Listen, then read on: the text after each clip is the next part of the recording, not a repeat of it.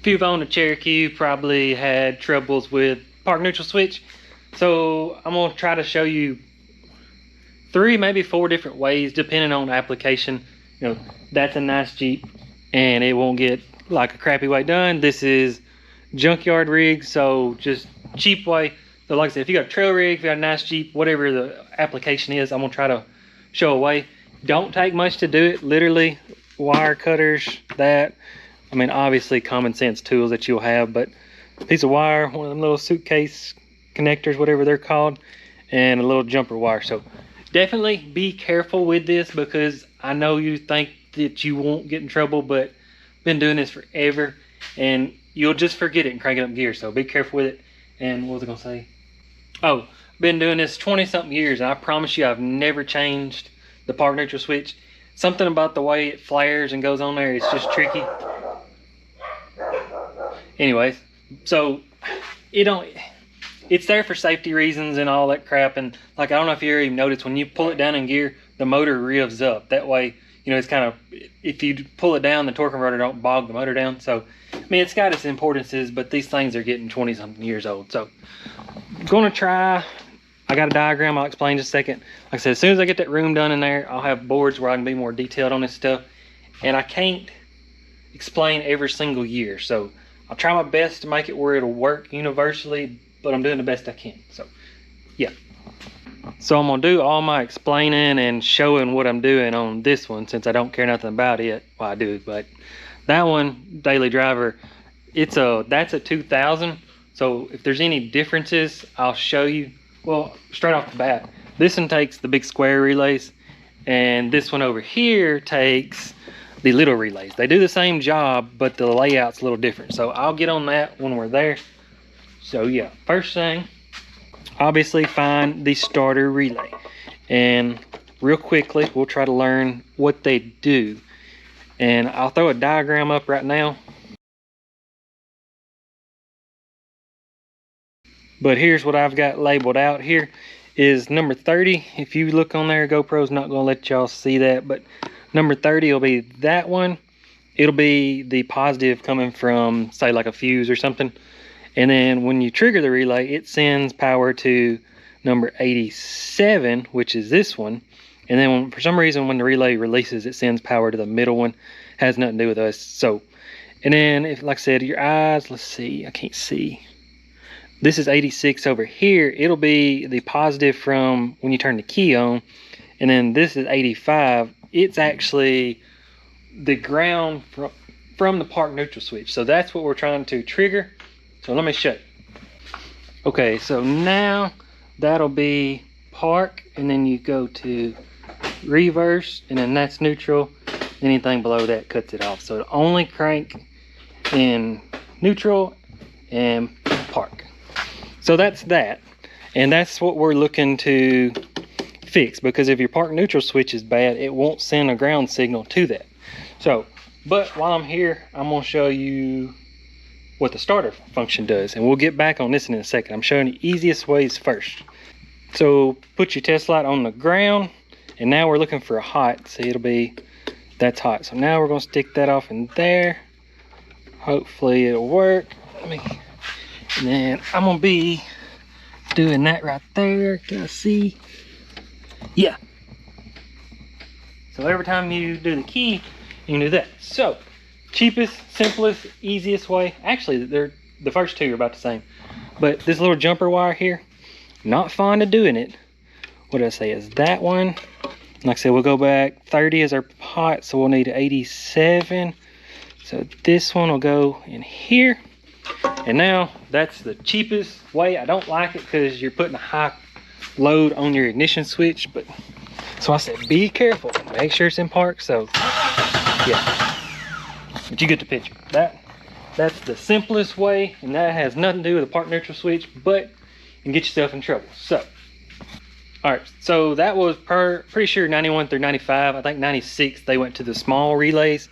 So like I said, I'm gonna show you on this one. I'm not cutting any wires or anything on this, and I just want to show you. So same thing here. These are just the littler relays. So this one back here, I don't know the numbers. it tells the numbers, but they're hard to read. So this one back here is the actual hot. You can see you've got hooked to the ground, and that's the hot. So when you trigger the relay, it's going to send hot from this terminal to the other big terminal. You can tell there's a size difference. So now we want to find the part neutral, so we need a ground.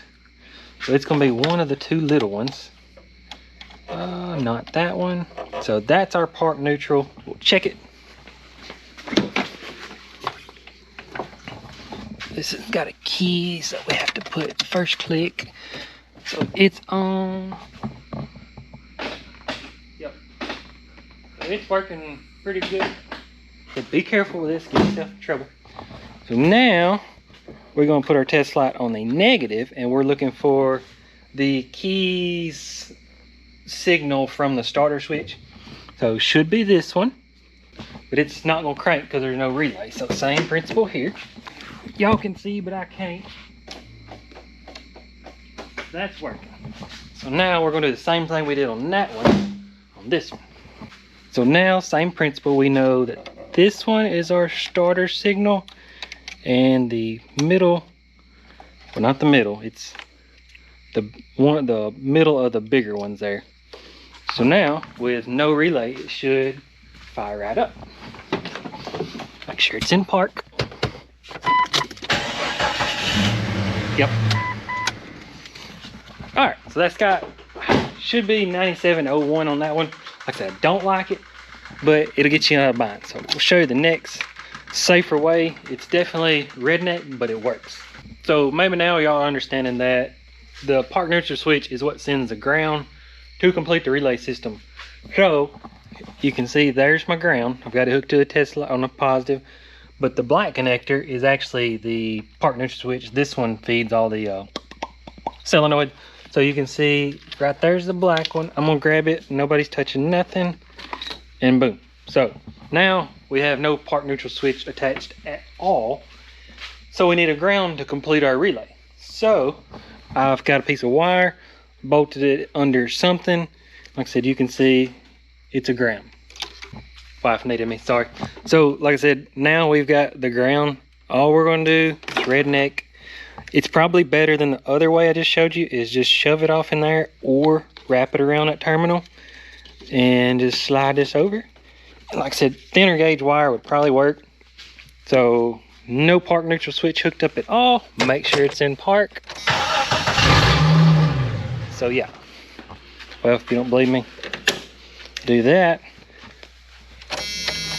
No start at all. So I don't like people bashing on me saying stuff don't work. So let's do it on that one.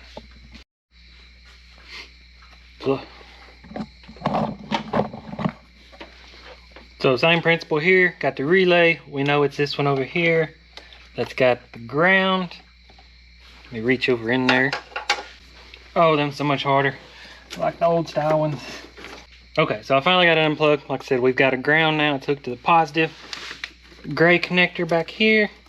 Undo it completely. Can y'all see? Yeah, y'all can see. So we don't have a ground. Now I'm gonna do this one a little differently. I've got my piece of wire, and I'm going to just wrap it around there so you don't mess up your fuse box. Let me strip some more wire back. So now, like I said, stick it in there and then flip it over. Make sure you know you're on the right one. And I'm just gonna put it around that one and kind of twist it back together. Make sure nothing's touching. And this is definitely a more redneck way of doing it, but some people are OCD about shoving stuff off in their fuse box. It can be a very thin gauge wire. So now, part neutral switch is not hooked up. Stay, and we will see. Make sure it's in park. That works. Like I said, I'll back up my work. Well, we'll just pull it off this one here. So, uncut video. No start. So those are the two redneck ways. Let me reset and show you the actual professional, clean, the good way. Now I'm only gonna do it to this one because there's no reason to do it to that one. But same principle, if you can understand how to do it there, you'll make that one happen. to be a little more clean, we're gonna try it this way. Like I said, there's no reason to do this Jeep. I'm just trying to help y'all out. Fuse box. We know this is our ground. I'm pretty sure y'all understand it by now. So what we're gonna do is flip the fuse box over and then catch that wire and ground it real clean. And nobody will be able to tell that way unless they're very smart. But fuse box, the only way I can do this one-handed is to take a screwdriver, stand them things up there. It's probably smart to undo the battery because it's a hot right there, but this Jeep is garbage. So yeah, I'm gonna get that weaseled out of there and then flip over and we'll carry on. So now I flipped it over and like triple check this before you do it, but I know which one it is this brown and yellow one here. That'll change every year, so don't go flipping it over looking for that one. But now the little suitcase connectors, I call them, we'll thread it on there. So now ideally you would run it, you can tape it up, you can carry it straight down and ground it to the body, you know, anything clean where nobody can tell. But like I said, this Jeep I care less about. All I'm gonna do is ground it over here. Honestly, not even a point of doing it, but I still want to prove my work, so that's unhooked. Let me bolt it down. I did think of one extra simple way that I will show you at the end here. Oh, goodness, dogs. Like I said, that's unhooked. You can take this wire, be as clean as you want. That's how I've got it done. So that's not hooked up at all. Make sure it's in park. So yeah, that's it. Well, now I'll show you the whole, you know, if this is a trail rig, this would be why you'd want it done. We'll pull it down. We'll just pull it all the way down there. And now, make sure you put on the brake. As soon as it cranks up, it's gonna try to take off. The way the motor revs up as it cranks. So be careful. I need a fan clutch. So last and final way, if you're in a trail, for some reason your sensor quits working and you just need to crank it up, get you a hammer or pliers, whatever, rock, bust the top off of it. And this one's got a piece of metal in there. Same thing on the little one here. If you can tell, it just squeezes. So this will just get you home, or if you want to crank your Jeep every time like this, whatever. But you can see that's just the normal relay, and you can see this. You can see that contact down there. That's the one that sends it back to the middle one. So I have no idea what you'd use it for, but I hope this helps somebody. I promise I'll get better. I got a lot of knowledge up here, but the way I explain it, I got a lot of learning to do myself. So appreciate it. Comment any other ideas. I promise I'll help anybody out.